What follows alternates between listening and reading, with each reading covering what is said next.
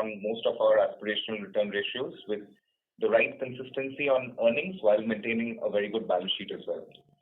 During the year, we also maintained the right growth trajectory, if you have seen in our deck, of course, across all our focus business segments. We scaled up the branch network as we crossed a milestone of 1,500 branches, and that's almost a 10% increase in our network. We exited the year with an all-time high annual profit. Our total business crossed 4.6 lakh crore, and our balance sheet also crossed the milestone figure of 3 lakh crores. The last quarter in particular, as MD already mentioned during the press con, was operationally one of our strongest ever. Some of the numbers, as mentioned in the deck, we did give a call out there, has slight wrinkles due to a one-off impact on account of certain wage-related matters. I'm sure most of you have noticed that and made the right calculations already. Our margins did expand marginally, but it did, and our asset quality continues to remain pristine. With this, I'll hand over the call to our MD, Mr. Shyam Srinivasan, who's also joined by the entire senior team. Thank you. Thanks again for joining, and over to you, sir. Thanks, Shavik. Good afternoon, everybody. I think Shavik mentioned the high points of the financial outcomes. I'll just draw our attention or take us back to March 23 when we had our investor analyst day and spoke about our outlook and our aspirations over the... Yeah, I can add you, sir. Over the 2-3 year period. And one of them was to ensure, if you all recall, or many of you may recall, we talked about the 3 N's that are non-negotiable. One is around NPS improvement, second is around NPA being best in class, and the third is accretion in net worth. And those are obviously driven outcomes, but driven by meaningful improvement in our return ratios. So I'm happy that in FY24, along those lines, we did deliver. While Q4 reported net profit is 906, it did have the one-off impact of the pension effect of about 160 odd crores. So barring that, I think the quarter was quite along predicted lines. Growth has been consistently good.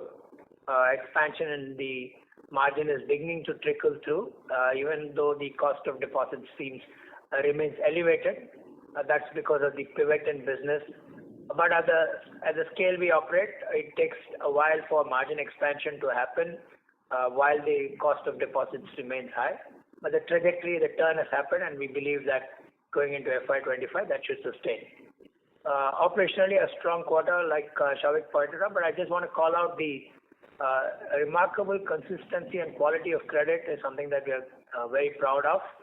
And Q4 was particularly, exaggeratedly good. I've said this in 3-4 earlier calls, so it looks like it's a repeat. But in Q4 in particular, our slippages were lower than the recovery and upgrade. And the recovery and upgrade didn't have any one-off chunky cases that came through. It's more the structural, granular, regular accounts that sort of recovered or upgraded.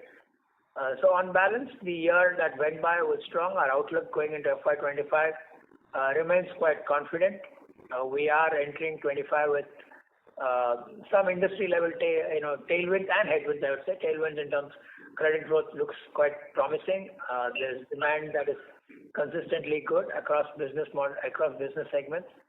Deposits are growing, but the quality of deposit or the cost of that deposit structure is something that we have to deal with.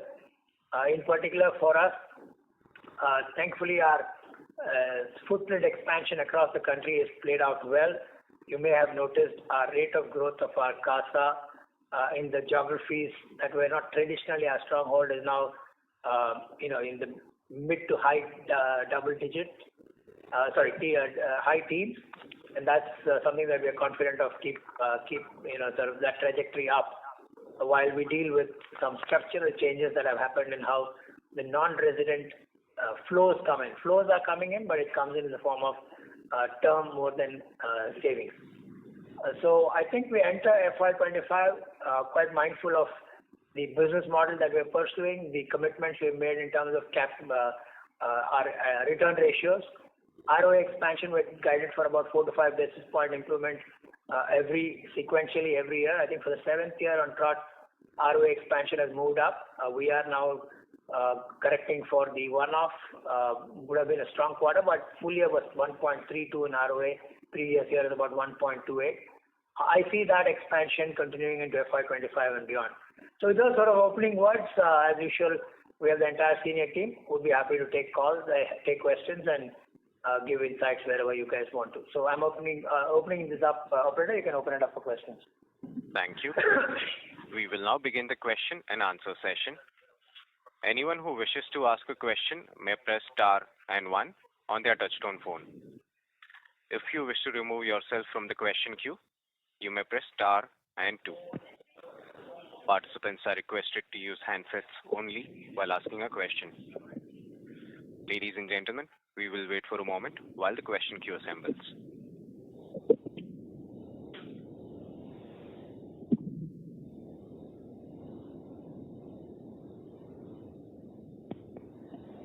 Okay, I think we can start. We already have you in the queue. The first question is from the line of Mahrukh Adajania from Nuvama. Please go ahead. Yeah, hello, sir. Good evening. So I have 3 questions. So the first question is on your recovery upgrades, which are almost at an all-time high for you. So congratulations for that. But would there be an impact of these recovery and upgrades on the NII? Because a lot of PSU banks take some amount of recovery income through the NII. So was there any recovery interest income in the NII? And then if there was, what was it last quarter or some comparison like that? That's my first question. Yeah, go ahead, complete the questions. I'm sure between Venkat and others will take answer. Sure. Then the second question is on fees. So if you see on an annual basis, your fee growth other than investment profit is strong, at just a little under 30%, other than investment gains. But the problem is that just like in the fourth quarter, there's been some softness. So while the card fees have been strong, parabanking has been softer, and there's a lot of movement across segments. So any longer term guidance we can get on fee income, and what drove the YOY growth and the QOQ growth in the fourth quarter to look a little softer than earlier quarters, if there's any seasonality or any reason, and what growth do we build in the next year or so? Does it be 25% up or what? And then, so the third is on OPEX. So if you exclude the employee provision from your annual OPEX, right, of 1.62 billion, you still have a growth of around 25%, a little higher than 25% year on year. So will that run rate continue, or how does it moderate from here on an annual basis? These were my questions, sir. Okay, all useful and good. On the fee income, I think I don't believe you can sort of sequentially plot it and say this will grow it. But a Y-on-Y basis, anything between 20-25% is very much on the cards, and we believe FY25 will also see that kind of momentum. Q4, you did see pick up in card fee going up, loan processing fee going up materially. But some of the lines like parabanking was slightly lower, but that's only a sort of modest change versus the sequentially previous quarters is much higher. Q3 was a little higher than Q4. Otherwise, it's been on trajectory, around 50 to 55 or 60 crores. So you could, we believe the core fee income growth, roughly about 20-25% is something that minimally what we will do. We will seek to do it even higher. Without any one-offs. The one-offs will hopefully be positive and kick it up higher. So that's on the fee income. On the first question on recovery upgrades, yes, when recoveries and upgrades happen, certain degree of interest income benefit also comes through because the URI benefit also comes through. And on the third question was on, remind me the third question. OPEX growth. Yeah, go ahead, Venkat. Maybe you can take the next one. Yeah, sure. Thanks, Shyam. Maruk, on the OPEX growth, if you exclude the staff cost one-time impact, the growth levels will probably be around the same Considering the fact that we'll continue to invest in new branches, our investment in technology will continue at pace, and there'll be a small uptick in the staff cost with all these recent changes also, which will come through next year. So a combination of all this will see the OPEX around the same levels. But what is important to note is that the branches which we are investing, you'll notice that the payback is now getting faster. It's approximately 18 months. Of the 75 branches we opened in last year, FY23, almost 55% of them, about 40 plus branches are now profitable. So it's encouraging to see that the pace at which we are able to make the branches productive is faster. But having said that, we will continue to be investing in these areas as we believe that this will be the drivers for the strategic levers which we have outlined in terms of NII growth, CASA, and distribution. Thank you, sir. That was very helpful. Thank you. Thank you. The next question is from the line of Rikin Shah from IIFL. Please go ahead. Thank you for the opportunity. I have a few questions. So the first one is on the restriction placed on the co-branded credit cards. May I check what are the corrective actions which are underway and how soon do you expect that to resolve? So that's question number one. Question number two, an extension of the first one. If you could help us think through the financial impact of the same, right? While the proportion of that credit card book is less than 2% of the total loans, the card fee income had been growing at a very strong rate of 50% YOY, and even the digital personal loan, which we believe is the cross-sell to those customers, has been growing north of 50%. So how do you think about that going ahead? The third question is on the yields. If we look at the increase in the yields since the rate hike cycle started, the yields have gone up around 150 basis points in total for you, which is the least amongst most of the banks, and this is despite we having the highest share of floating rate loans. So is there any pressure points in some of the segments that we operate in, or are we pushing on growth at the expense of profitability? That's the third one. And the fourth one is on the asset quality. If you look at the provisioning part, there was expected to be for AIF related provision in 4Q. Has that come through in fourth quarter? And in the presentation you have mentioned there is some reversal of provision even on other purpose loans. If you could elaborate what is that? Those are my questions. Thank you. Okay. Shalini, you want to go on co-brand? Sure, Shyam. Thanks. On the co-brand credit card, as you rightly indicated, we have paused the co-brand credit cards. We are in the process of working through the details of what RBI has requested us to look at.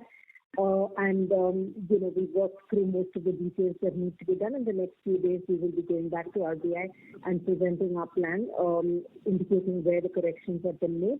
If all goes well, RBI should be able to allow us to resume. I can't give you dates and timelines as to when RBI can come back because that's really dependent on RBI's review thereof. In terms of financial implications, as you indicated, its contribution from an overall asset perspective, cards is really small in its overall perspective, and there are other products that are able to kind of lift the potential slack that will come from non-availability of credit cards or the co-brand cards. In the fee income side also, as Shyam referred to when he was answering the question from Mario, we do expect that the overall fee income will continue to keep up the pace of growth we've seen so far. Cards will definitely, whatever we don't get on credit cards will get compensated by other products. On personal loans, you referred to that also. Our personal loans are not necessarily tied into our credit cards. The personal loans book that we have built has two kind of fundamental pillars. One is cross-sell to our existing savings bank customers who've been with us and who we can assess through various means from a credit perspective. That's one part of the book. The other part of the book is new to bank customers who are coming in for a personal loan, sourced through our digital lending partners. The summary of kind of A and B put together is we don't expect too much of an implication either on the balance sheet or on the fee income. We will be going back to RBI, and if all goes well, I'm sure we will bless our resumption very shortly. A couple of clarifications, please. When you say that the corrective actions are underway, would the partnership with OneCard continue, or this is something wherein you can processes and fix it? So for us, all our partners are critical, and we've as much as the partners invested in it, we have also invested in it.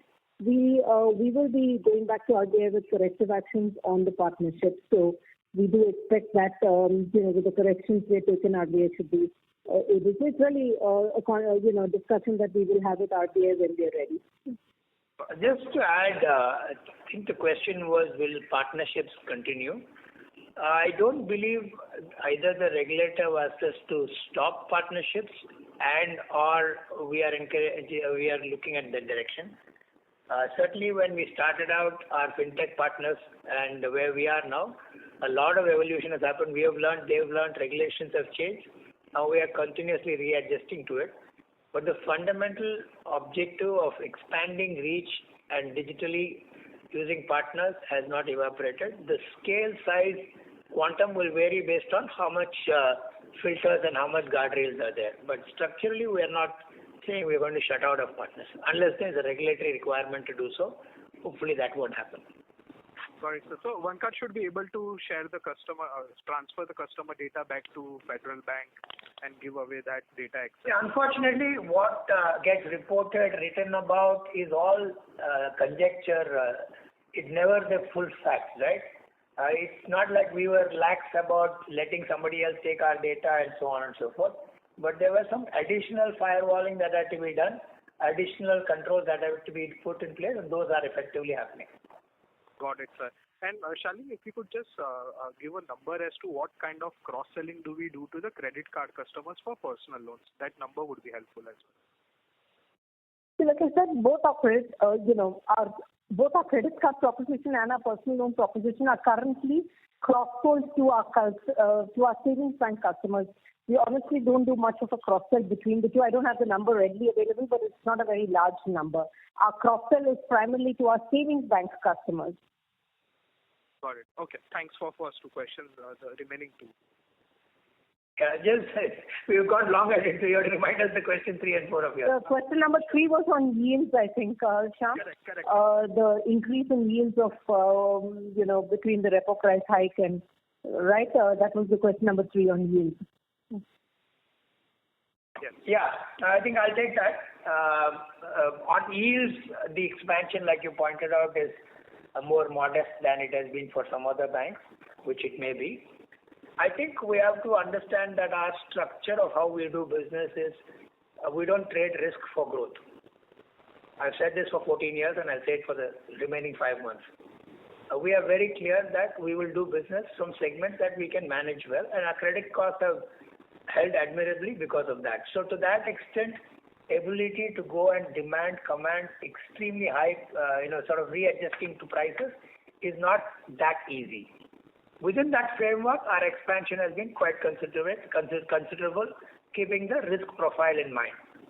So as we pivot more into the newer higher yield businesses, which we are, you are seeing through these last 4 quarters, once the businesses like credit cards, microfinance, personal loans, commercial vehicles are kicking in better, we are seeing the yield uptick in the blended margin increase, and I believe as we go into FY25, that will get a little more pronounced. So we have to deal with a rising cost of deposit situation, which thankfully I think is moderating at this point in time.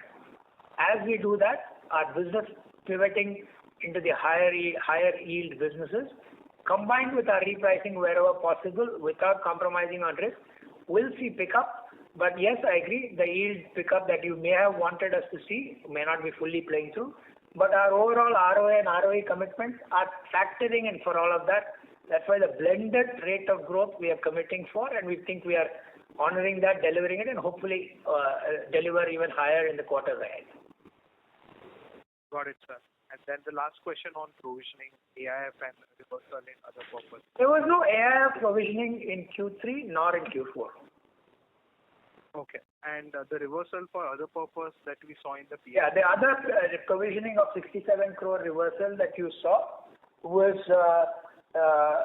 we had taken an extra provision in Q3, which now has been reversed out, and that has hit our income line. because there were some excess fee charges that had to be reversed that were not crystallized. So we took the hit in Q3 on provision line, so the profit was correct, and that has since been corrected in Q4. So you'll see a reversal interest in provision line, but corresponding hit on the fee income also. Got it, sir. Thank you for patiently answering all the questions. Thank you. Our next question is from the line of Nitin Agarwal from Motilal Oswal. Please go ahead. Yeah, hi. Am I audible? Yes. Thanks for the opportunity and congrats on a good result, sir. So a couple of questions. First is like on the recoveries taking it forward, like what has really driven this strong recoveries and upgrades this quarter? Is there any one-off in this number? Nitin, I said it up front. There were no one-off, no chunky gains. Raj, if you're on the call, you can come back, but none of them, Nitin. Okay. Yeah, thank you. So there are no chunky calls. This has been completely granular and all the regular recoveries and upgrades. Okay. And second, sir, is on the succession planning. Like, if you can talk about where that and by when do we plan to submit the names to the RBI? Any progress, if you can comment around that? Thanks, Nitin. Yeah, the board is set up the search panel. The search panel has been doing a great job. They have gathered a good slate of candidates from outside, inside. They are processing through it. I do believe in the next week, fortnight, 2 weeks, 3 weeks, they will be able in a position to share with RBI. And once it goes into RBI, the process works and they'll do the due diligence. So it'll take its own between 3 and 4 months for clarity around who the candidate is. But at this point in time, it's going well. We are quite encouraged by all the developments. Okay. And so the other question is on the branches. We have been opening branches at a healthy rate, and this quarter, we have opened at a very accelerated pace. So how are we looking at in FY25 the pace of branch expansion, and related to it, how do you see the cost income ratios moving from here? About 4 years back, just coming out of COVID, we had said, 3 years back, we'd like our expansion to be between 5 and 7% increase in network every year. This year was closer to 10 because we saw some opportunities and we were willing to put in that extra energy to get that going. So we think FY25 we will do certainly between 5 and 7%. If P&L can accommodate, we will do a little more. But the consequence of that, like Venkat said, that break-even is turning to be faster. And if that stays, because those are businesses that are microfinance, gold loans and deposits, then maybe the business case for expanding it will be higher. But I would think in FY25, about 100 branches minimally. More than that depends on what kind of P&L space we have. Sure. And so lastly, one observation on the business concentration. If I look, the deposit concentration has been inching up like over last 2-3 years, and it has like almost doubled in the last 2 years. So generally, as the banks gain size, this is either in control or it improves. So why is it so, and how do you really see that internally? Sorry, I didn't get the question, to be honest. Sorry, this is in respect to the deposit and the advances concentration, one of the slides in the presentation. Wherein the top 20 depositors concentration has been like on a rise. And if you see like the trend over the last 2 years, this number is going up significantly. So how do you really read that? While there is no harm as such, this number is still pretty much in control, but how do you read this trend internally, and any level that you will want to watch out over here? Nothing to comment on, Nitin. There's nothing, at least in our dashboard, nothing shows anything that is alarming or change in direction. If we are going at term deposits, which is the trend of the market, then there will be some kind of concentration, but largely customers who are consistent. But apart from that, honestly, there's nothing to add as a insight here. We still would like to be granular, but retail in nature. Sure, sir. Thank you so much and wish you all the best. Thank you, Tim. Thank you. The next question is from the line of Param Subramanian from Nomura. Please go ahead. Hi, good evening, and thanks for taking my question. First question is on provisioning. So we've this year the standard asset provisioning line has seen 200 crore of write backs, and I'm assuming it's coming from the asset provisioning reversal. So just try to get a sense on what is the PCR we have on the restructured assets, and we are seeing 200 crore of reduction in this restructured portfolio every quarter. Is that something that will continue going over the coming year? That's my first question. Yeah. Outlook for FY25 looks consistent to 24. So, and Shyam, what is the provision cover we have on the restructured portfolio? And has it changed through the year? Raj or Venkat? Yeah, we are maintaining the regulatory minimum provision, Param. So we are well above that for the restructured part. So it's close to 10%, is it? Because I remember it used to be 20%. 15 plus. Okay. Okay, fair enough. And secondly, again on the provisioning, so because some of these, unsecured portfolios have become, have grown quite a bit, like credit cards, and they tend to be higher credit cost businesses once they get seasoned. Do we see any upward delta on credit cost as such going into FY25, or would you like to put some outlook on credit costs going into FY25? If you normalize for FY24, overall credit cost is about 24, is it? Venkat, 24 basis points full year? 23, yeah. 23, right? I've said that is low, but I'm happy that low may not dramatically alter and shift up. But yeah, you could argue that somewhere around 30 basis points is what we would push, try to deliver in FY25. But that's the run rate. Fair enough, Shyam. And one last question again on the corrective action we've taken on the partnership. Is there on the fintech partnership? Is there any OPEX that one should expect related to that? Yeah, that's my last question. Not significant in OPEX, right? It's only a model of where data resides, how it's accessed, who holds it. To that extent, we don't believe any cost impact should be there. Okay, fair enough. Thanks, Shyam and team. Thank you. Thank you. Thank you. The next question is from the line of Kunal Shah from Citigroup. Please go ahead. Yeah. Hi. So firstly, just with respect to fee income on the general banking charges, so is it like we need to add this 67 crores of reversal to it, or there was no impact in this quarter and that fee income was also in Q3 itself? No, the reversal is from the fee income in Q4. General banking also there is a similar gap on a quarter-on-quarter basis of 60 odd crores. So is that the impact? Yes.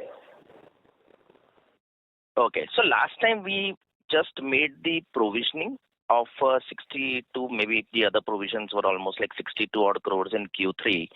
So last quarter we merely made the provisions out there. And was it booked in some other line item, maybe in OPEX or so? And this quarter we are doing it in, say, more of a fee income and reversing the provision. How is that happening? Yeah. Last quarter provision was made. This quarter the provision has been released and fee income has been hit by that amount. Okay. So 62. So ideally, when we look at it in terms of the fee income, it should have been near 680, 690 odd crores. Yes. You see general service charges for 3 preceding quarters were in the region of about 100. Yeah, that's what. So that 60 crores need to get added out there. Okay. And secondly, in terms of the overall OPEX, so last quarter also there was some provisioning towards the wage revision. This time it is towards the retirement benefit. So we need to adjust almost like say 200 odd crores in the employee cost.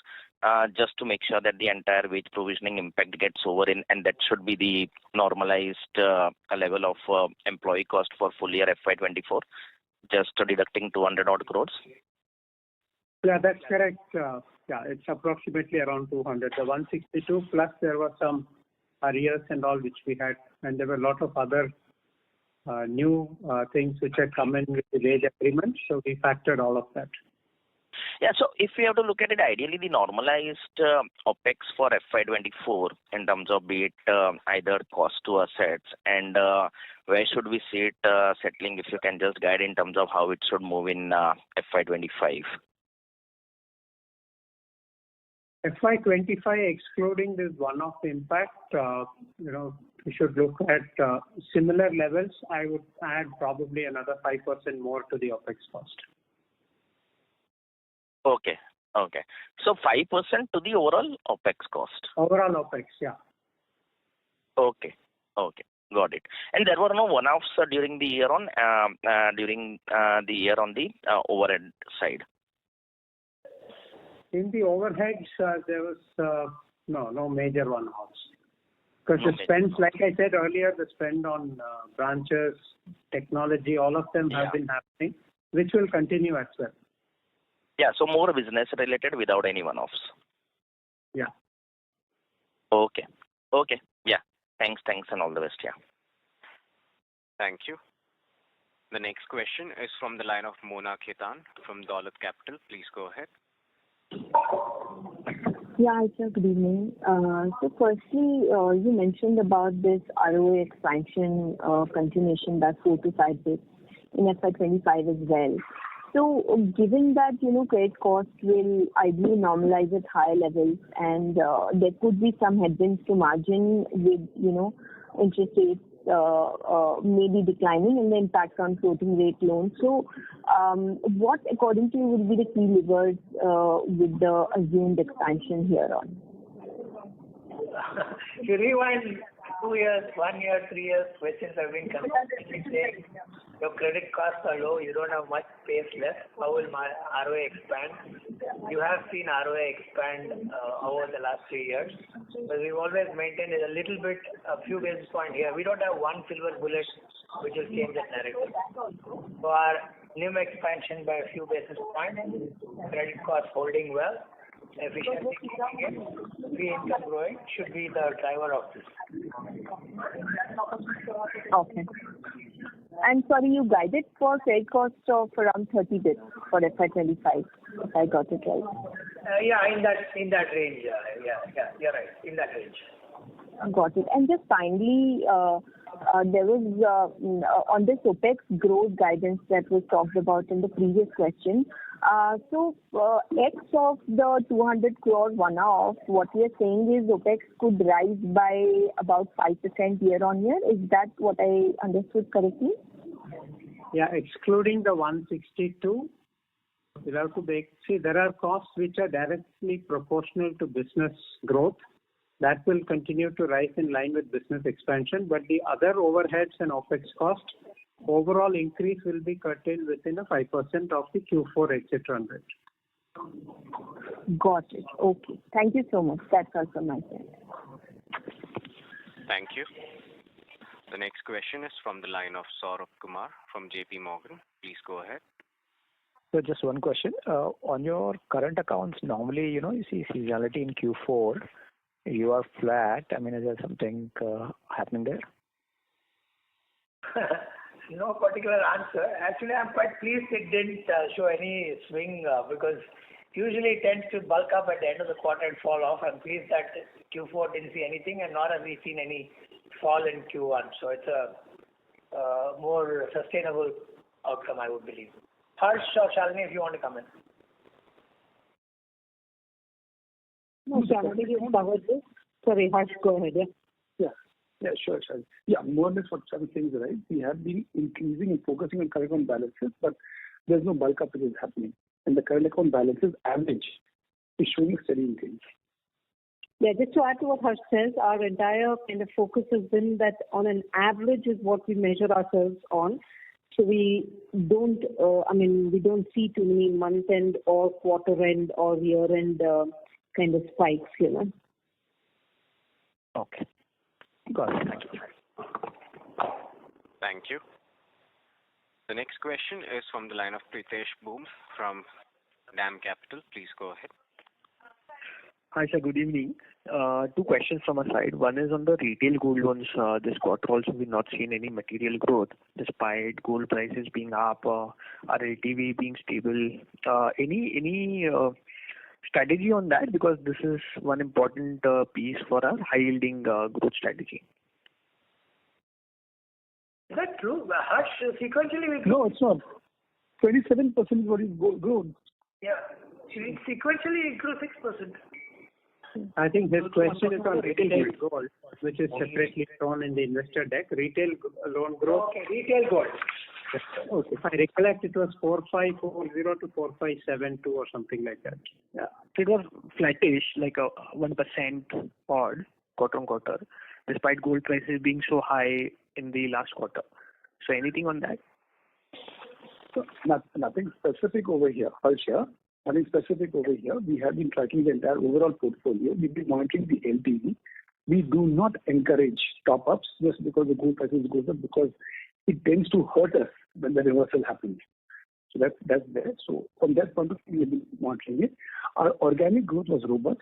The one which you're seeing in retail has a mix of both, which the organic growth has shown robust growth over there on the retail gold side. But your question on can retail growth happen, I think there is certainly an opportunity, but there is a pricing game there. People are tending to price shift and take share there. So it is not as easy as it appears, but certainly yes, there's an opportunity. What I see is that the ticket sizes is falling quite sharply, and it's from about 40,000 rupees to about below 30 now. So just wanted to check what are we thinking on that side? Yeah, I mean, since we are all giving you an answer which is kind of not very researched, it's best we'll come back to you. Got it. Second, sir, you mentioned about the partnership correction in terms of co-branded. Are we taking a corrective action, if any, in the other partnerships as well, lending or otherwise, apart from the co-branded cards? Let me help you with this. We have on the lending side, on the credit card side, two material co-brand partners. One is One Card and the other is KPR. The others are more the deposit side into which we cross-sell. On both these things, the corrective actions are happening. On the personal loan side, they are really not impacted by this process. So that said, all our fintech or partnership, any partner, we are subjecting it to the same level of scrutiny to ensure that gaps, if any, are addressed. Got it. And the last question was basically our retail share of deposits slightly dropping from few quarters, and bulk has been now at about, I think, 20%. So any cap there we want to put in terms of how much we can go to in terms of bulk deposits and retail deposits? I think I mentioned it earlier when one of your colleagues asked us. Yes, we are probably at the top end of it. Around this number is where we will be. Sir, given that this is more likely a top and the retail term deposits are quite high in terms of rates, where do you see our cost of funds? This quarter also we've seen 20 basis points up. So how do we see that going in FY25? Venkat, do you want to come in? Yes, sure. Yeah. In terms of cost of funds, while we are seeing how the market is and the demand for deposits continues to be quite tough, while we will see the pressure on deposit pricing and there will be some impact of that translating. What we are trying to mitigate that is with the yield side, as mentioned earlier by Shyam and others, working through the mix and making sure that we are able to maintain the NIMs either at the current level or improve it. So we will see the cost of funds moving up marginally going ahead, at least for the next couple of quarters. Got it, sir. Thank you and all the best. Thank you.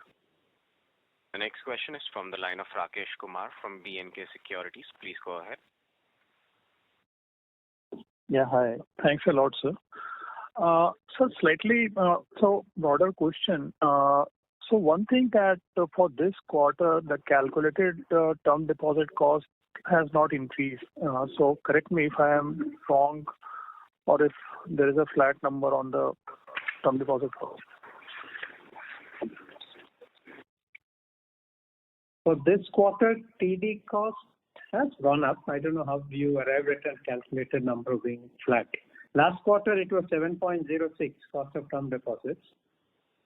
That has gone up to around 7.25. Okay.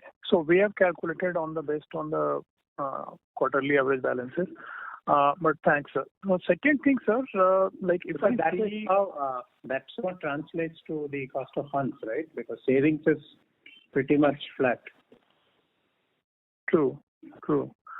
So what I was looking at is that, like for the last 3 years, whatever increase in credit yield has happened, that has largely happened with, the increase in credit risk weight that, the credit risk weight density that has increased. Now, with this, we have around 25-27% of the loans which are on the fixed rate basis. And with the 170 bips, 125 bips increase in the cost of deposit, we have transmitted around 155 bips, in the credit yield. So, is there any scope to further enhance the margin at this level without increasing the credit risk weight? It has to be account portfolio by portfolio managed. Besides that, we are looking at opportunities to find how we can hedge some of our portfolios to ensure that we are in a falling rate environment reasonably well protected. We believe we are getting to a good success on that count by managing it through multiple levers as opposed to just one that may be very visible. So it has to be seen as we slice the book, the entire 200,000 crores into multiple buckets, find opportunities for each of them, and all of them are in play.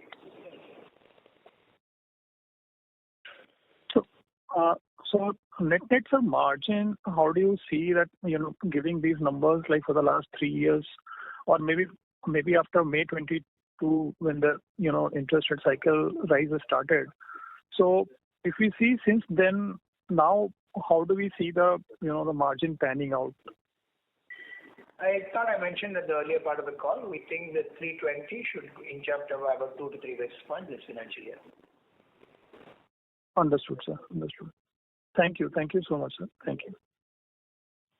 Thank you. The next question is from the line of Jay Mundra from ICICI Securities. Please go ahead.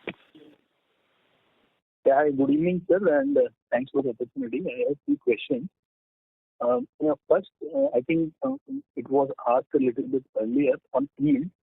So apart from the loan mix change and maybe the the usual MCLR pricing, is there anything else which could help on the yield side? Maybe if there are few loans which are hybrid or maybe which may convert from fixed to floating, is there such meaningful quantum of such loans? Venkat, you want to go? Venkat or Harsh? I thought I answered the earlier part. That's why I'm saying one of you, maybe I just saying something. I think pretty much summarizes what we plan to do, Jay, and there isn't any other silver bullet which we have. It's all about looking at portfolio mix change, pushing through, or cutting the tail on low yielding. So a combination of all this only will help us ensure that we maintain the NIMs. I'll just add a few points here. What we are looking at, what you are articulating is increasing the focus on the high businesses, which we have spoken about. But even within each business vertical, the focus is shifting more towards one which will give us a higher yield. For example, wholesale banking, you clearly see a shift from the share of commercial banking increasing vis-a-vis corporate banking. Similarly, in commercial vehicles, you'll see a shift, more increase in share towards used commercial vehicles. That in corporate banking, they're looking at increasing the share of supply chain businesses. In corporate banking, again, we're looking at weeding out those very finely priced assets where there is no reciprocity. So this is a combination of these things which will help us in terms of pushing up the yield in general, apart from focusing on the high yield businesses. Sir, just to add to that again, as Harsh and Venkat has alluded on the retail side also, if you look at kind of home loans and slice it into parts like just regular home loans and loans against properties, we've expanded our presence in the loan against property market where the margins tend to be a little better. Within the auto loan segment, we're gradually increasing our entry into the used car segment. Within business banking, for example, we're granularizing our portfolio because at the lower end you can get slightly better pricing. So there's no silver bullet for it, as I think we've all, many actions taken, and you'll see the kind of, the improvements on the yield coming out of all these multitude of actions. Right.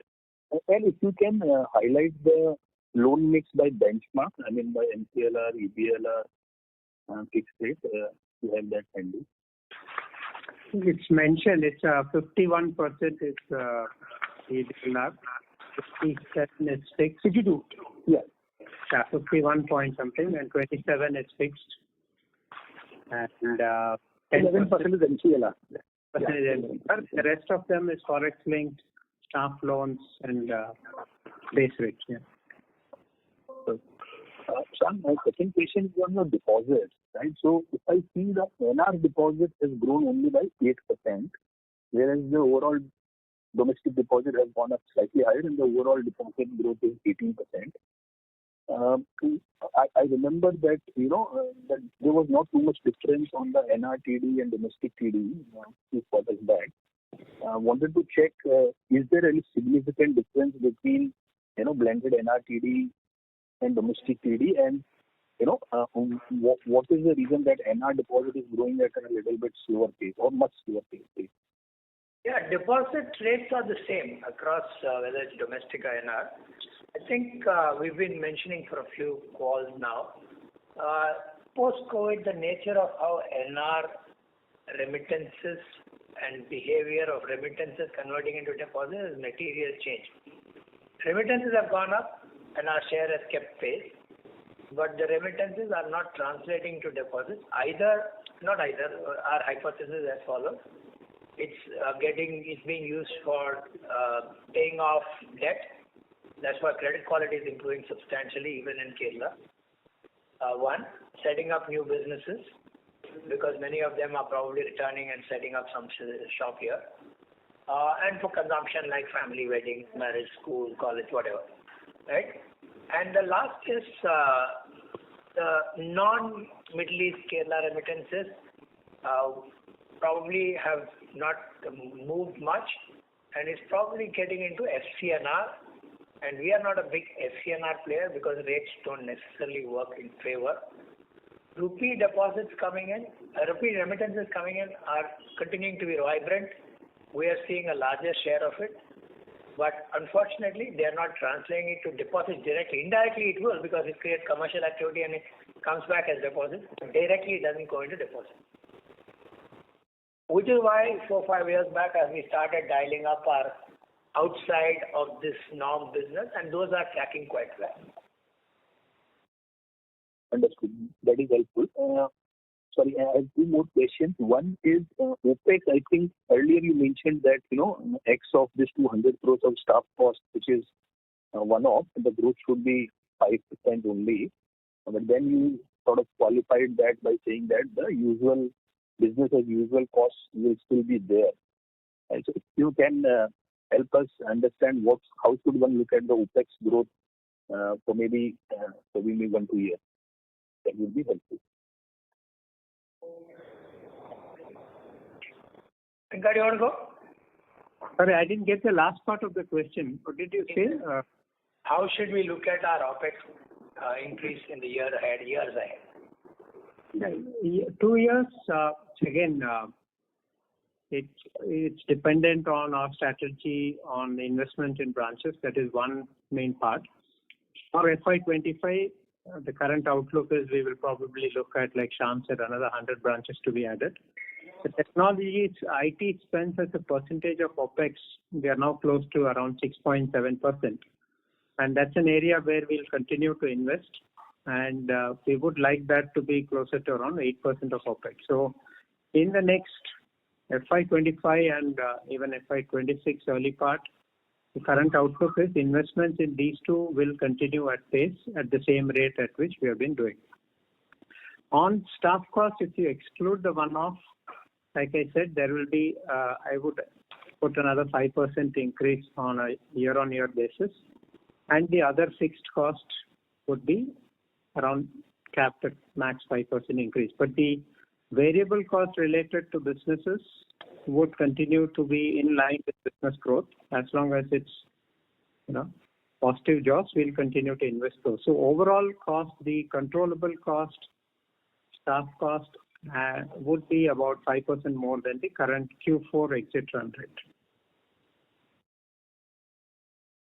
Sure. And last question, sir, if you could highlight, is there any impact on the capital because of the new investment guidelines which were implemented with effect from April 1st regarding HTM and AFS reclassification? Thank you. No, nothing at all. Nothing. No accretion, no impact, right? I mean, nothing material. Nothing. Okay. Thank you and all the best. Thank you. The next question is from the line of Saket Kapoor from Kapoor & Co. Please go ahead. Yeah, namaskar team, and thank you for the opportunity. Firstly, about the treasury part under the segment revenue, so what explains the dip in the profitability? If you could give some understanding on the same. Yeah, last quarter we had the FedFina listing gain, so that is not repeated in this quarter. That's the main difference.